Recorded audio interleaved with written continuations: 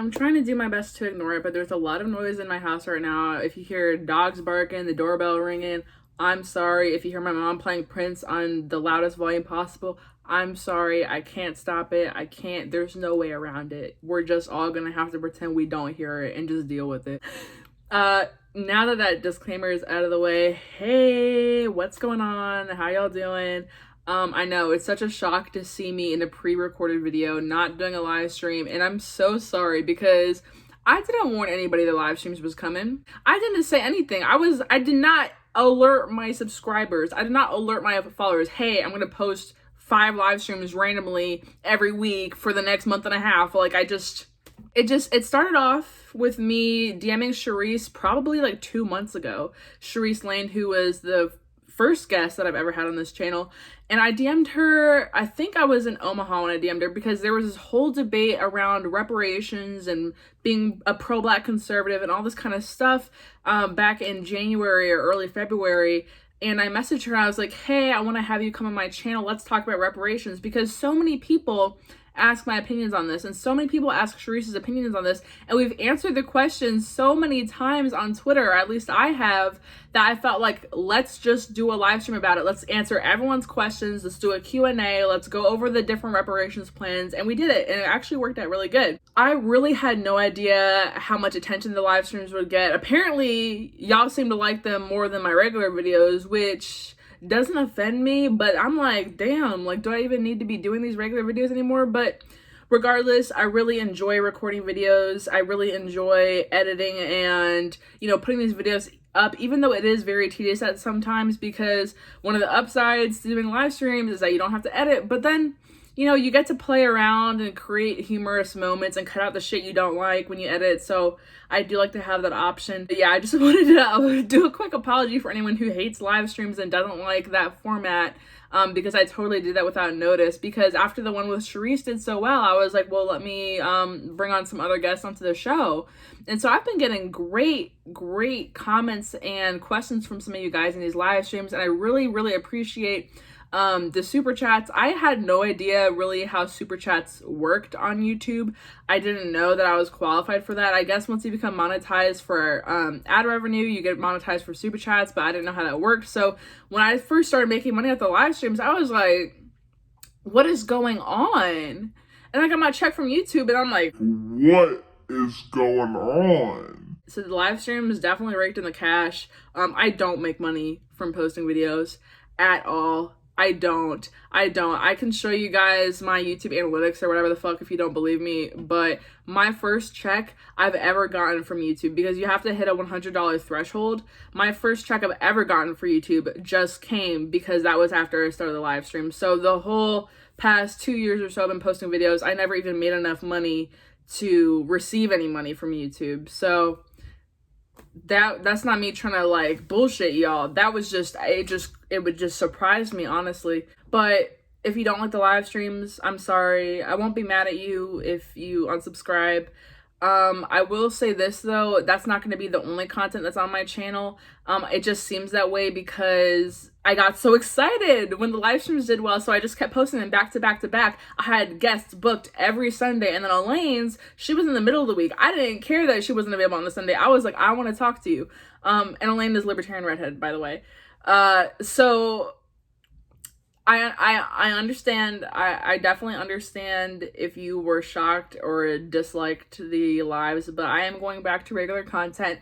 I am going to incorporate more live streams into my content though. I have reached out to some really cool guests, and hopefully we will be having them on my show soon.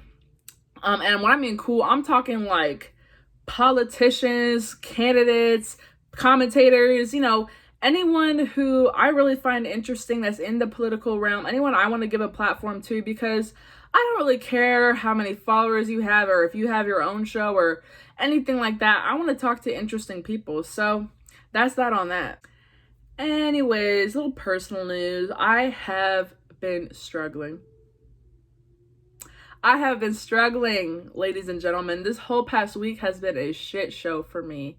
It has been a shit show, and it's crazy that it followed one of like the most exciting weeks in my life. I can't speak too much about it now, but I was recently in New York City for about a week, Brooklyn to be exact. I got flown out to participate in the shooting for, I think, the pilot episode of a new show that's coming out. I don't know a lot of specifics, but it's definitely in the first season, and it should be coming out in May. And it's political. It's about Black conservatism.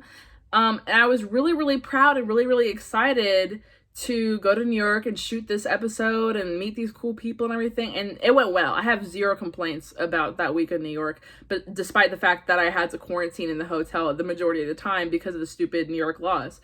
But then when I come back home, it's like an immediate shit show. And I'm not gonna like delve into like a lot of personal details on here because I do have a problem with oversharing on social media. I do have a problem. And sometimes I lay awake at night like, wow, did I really need to post that? Did I? And the answer is almost always no. So I'm not going to air anyone out or anything like that or spew any drama because it has to do with my family and it's not anyone like online or anything. But it has just been a fucking horrible week. So, oh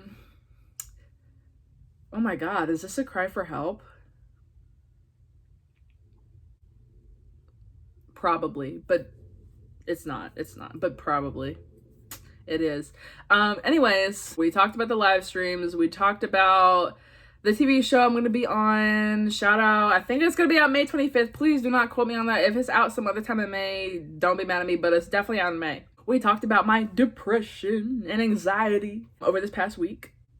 Oh, also, oh, fuck. Also, I wanted to show you guys this hat because I've already posted it on Twitter. And I've been sitting on it for a while, like a couple weeks, because Jordan, aka Patriot J, said I couldn't post it until he dropped the official merch link, which is cool or whatever. But I was so psyched when I got this in the mail. It's a beanie, it's black, it comes in different colors, it has an American flag patch, and it says Patriot. It's really high quality, it's really thick material, it fits my head perfectly, and I have a big ass head. So if you have a big ass head, then this hat is perfect for you. I just love this hat. I always love to promote my friends, especially if they have like merchandise or any type of online store. See, like now I have a Conscious Black Conservative shirt from Felicia Killings. I have a Black Lives Matter shirt from Maj Touré. I also bought a shirt from Rhonda Mary, who is one of my favorite smaller YouTubers, bigger than me, but one of my favorite YouTubers that's not like 1 million subscribers. Y'all should check her out for sure. And now I have this hat from Patriot J. I'm probably missing a bunch because I have like so many political t-shirts at this point. What I need to do next is get a Hotep Nation hat, which I think is it's a black beanie, and instead of this patch, it has like the H, and I think it's like a crown or something, but I do want to get a Hotep Nation hat to support my boys at Hotep's Been Told Ya. I don't know how this is just not fashionable. The polka dot scrunchie, this has like hair on it. Never mind. Let me just put the fashion of the floral blouse with the Patriot J beanie. I'm loving it.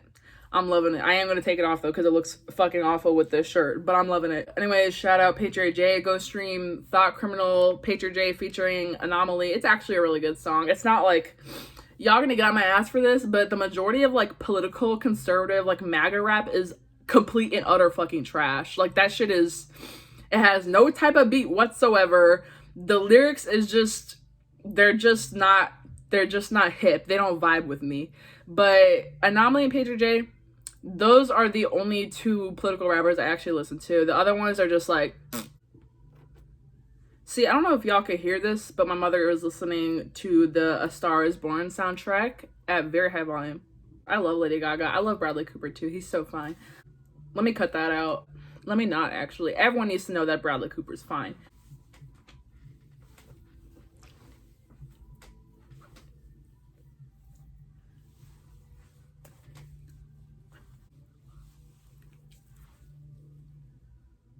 One thing that has been weighing on my mind a little bit lately, actually a lot of it, I just wrote an article about this, so I'll post that when it's up. But one thing that's been weighing on my mind a lot of it lately is the fact that as soon as the election was over, and we saw that the Blexit method, the Blexit strategy did not work in causing a mass exodus of black voters from the Democrat Party. Donald Trump's black support went from 8% in 2016 to 12% in 2020. I don't view that as a victory. And that's speaking as a black woman who voted for Trump. So that's like, this is as unbiased as it gets. I'm on your side. I just think you did it incorrectly. As conservatives realize that Brexit failed, a lot of conservatives, and when I mean a lot of conservatives, I mean like some big media pundits and personalities and all their little fans, they went back to bashing the black community and bashing black culture. And no, I understand that calling black people, brainwashed slaves on a Democrat plantation ain't all that better. But I do think it's slightly better than, posting what I call black violence porn. Like, it's similar to the left's version of black outrage porn or black trauma porn, where you can just post a video of a white person saying the N-word and it gets like 1 million retweets, or a white person like throwing some shit at a black person gets 1 million fucking retweets because you want to believe that this is the day-to-day life of an average black American who's just getting threatened by white supremacy every day. And so I think the right does something similar.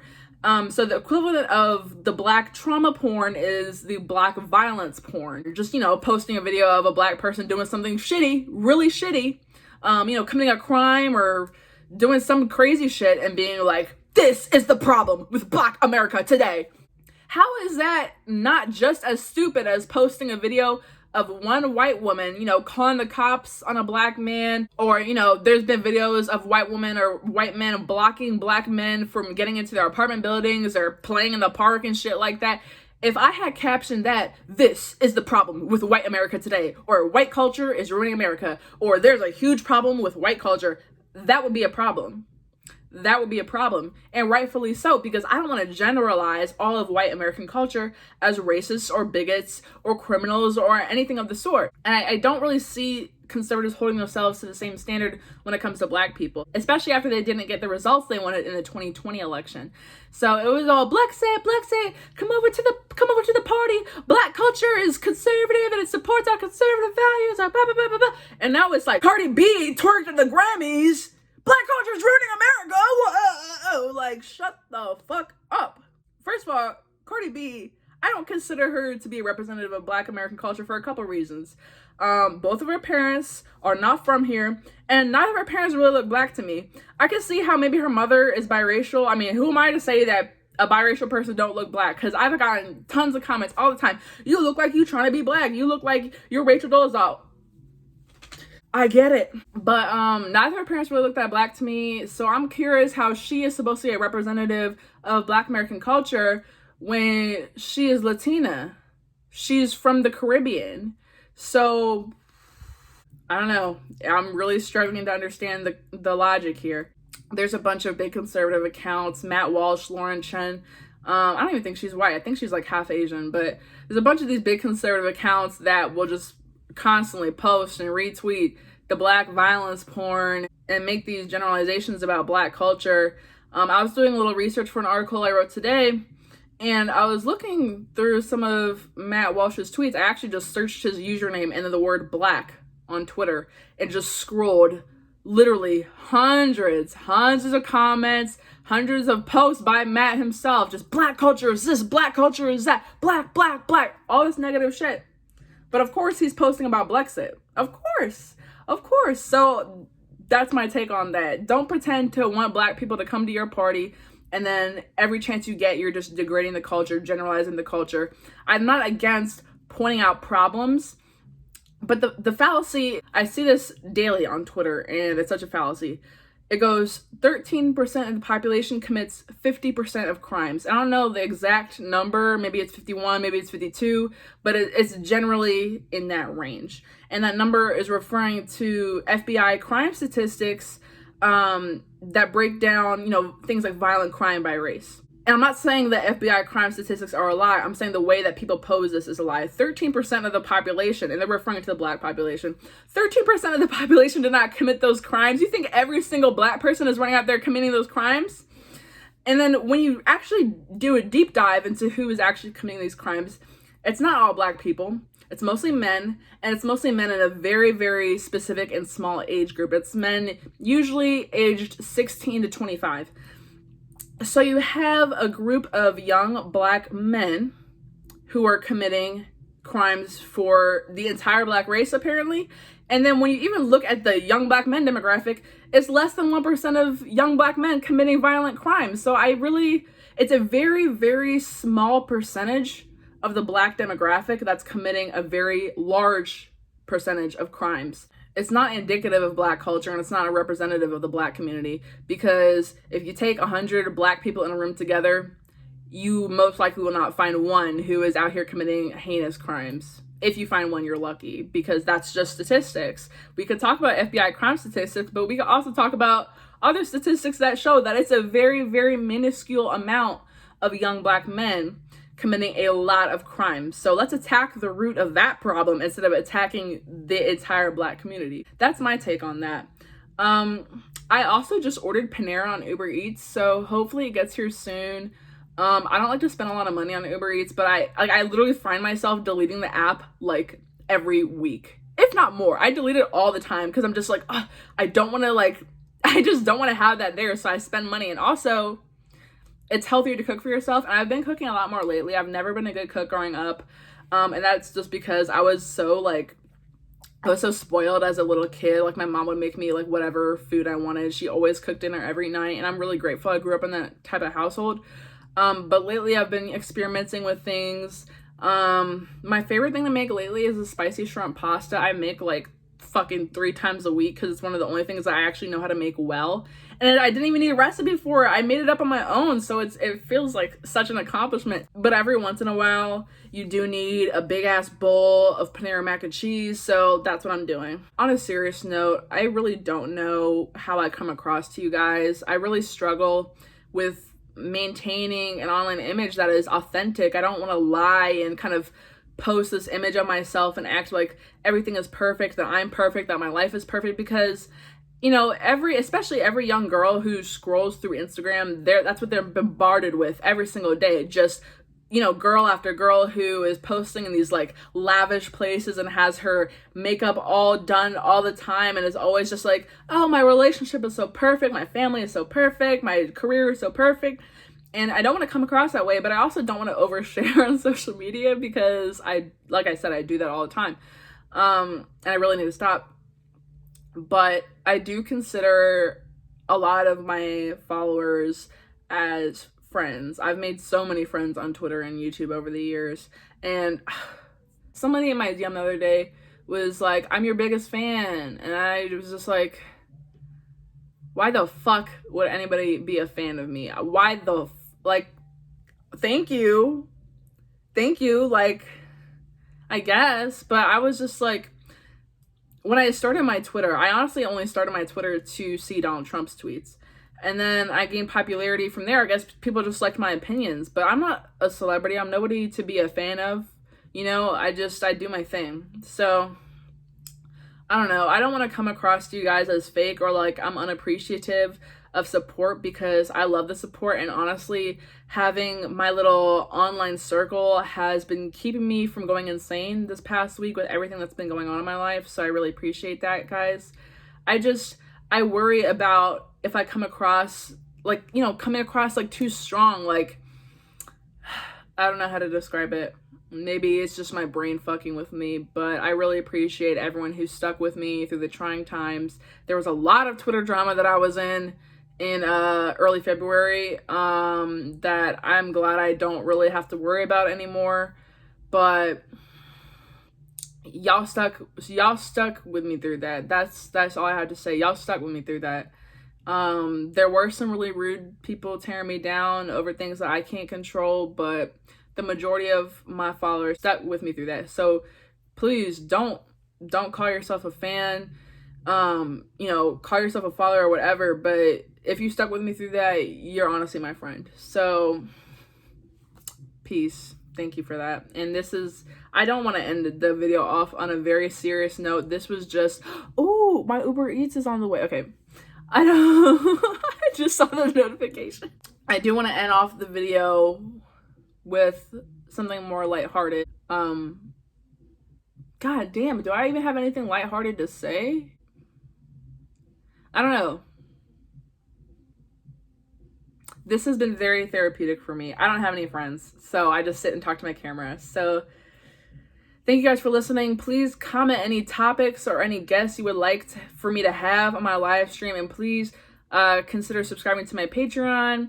You can do it for only $1 a month. So how great is that? It's patreon.com/Olivia Rondo. Or you can PayPal me. It's also Olivia Rondo. If you want to support my channel, because like I said, I don't make shit from this. And I am just a lowly college student. Anyways, thank you guys for watching, and I will see you guys next time.